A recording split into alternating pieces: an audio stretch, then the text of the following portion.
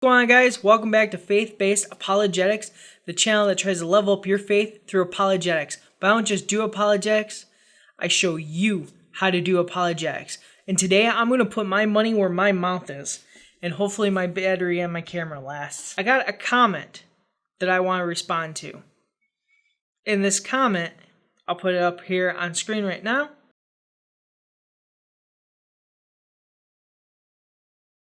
So first off, I would like to thank you for your comment.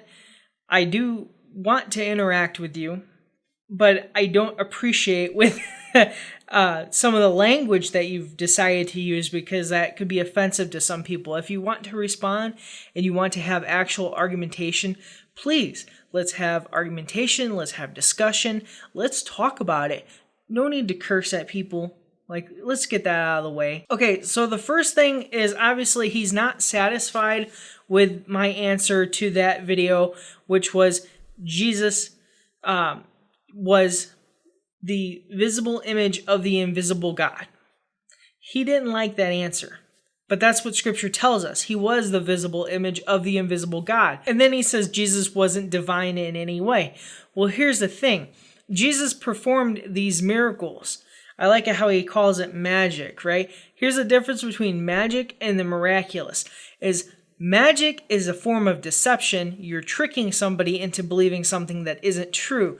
Miraculous, something like a miracle, is not a deception. It's actually something that cannot be explained. These men who gave their eyewitness testimony, they were willing to die for that testimony. They were beaten, they were stoned, they were, bruised and battered, and they were disowned, all these horrible things.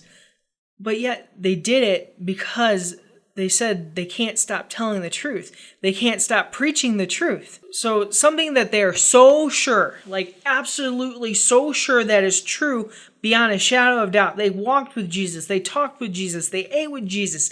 They did all these things with Jesus. They saw him crucified, and then they saw him resurrected. You're darn tootin' they believed it was true because they saw it happen before their very eyes. There are other sources outside of the Bible that do talk about the resurrection. I encourage you to look those sources up. Okay, so he's saying that I can't just avoid the question and basically calls my answer to that question a cop-out. It's not a cop-out, my dude. It's really not. It's an answer. Jesus became the visible image of the invisible God. But if you're so interested in me answering the question to the problem of evil, here's the thing. The question of the problem of evil is actually a false dilemma that atheists love to use against Christians. Here's what a false dilemma is.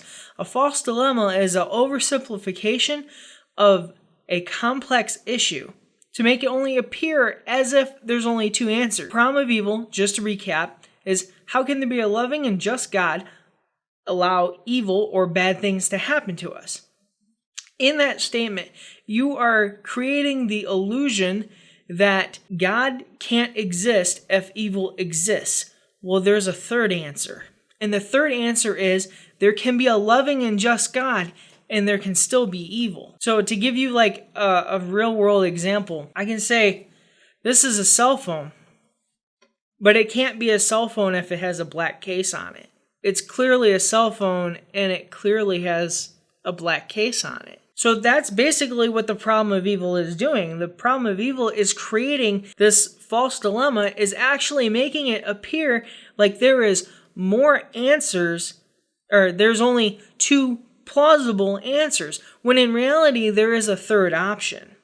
Now, I'm not trying to create a third option, which would be a fallacy all on its own. I am saying and stating that there is a third option. So I hope you guys like this video. I really hope you guys found this entertaining, helpful, to see apologetics maybe in action a little bit. That's what that is. And, to the person who left that comment, I really hope that you find this video and see this video. All right, guys, I'll see you guys on the next one. Have a blessed day.